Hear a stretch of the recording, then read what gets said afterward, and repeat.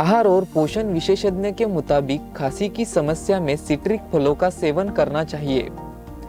Citric फल रोग प्रतिरोधक क्षमता बढ़ाने का काम करते हैं।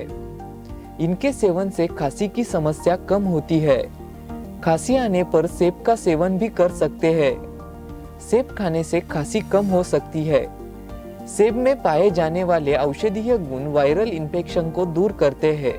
खांसी की शिकायत में कीवी का सेवन असरदार है। कीवी में विटामिन सी और ई भरपूर मात्रा में होता है।